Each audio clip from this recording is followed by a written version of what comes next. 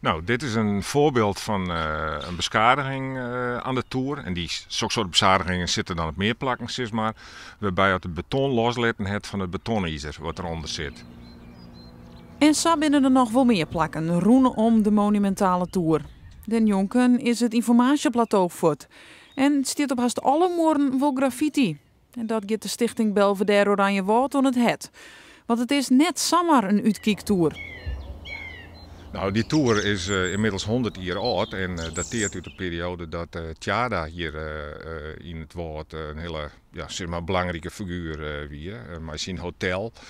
En hij probeerde mensen naar zijn hotel te lokken. Dus hij heeft hier allerlei dingen initieerd zeg maar, om die mensen hier inderdaad te krijgen. En een van de dingen die hij maken heeft, nadat er eerst een houten toer stond is dat hij die beton Belvedere bouwen heeft. Inmiddels al bijna 100 jaar weerom.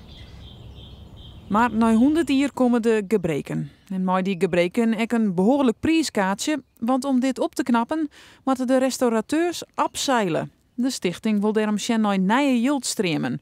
Boeten subsidies om.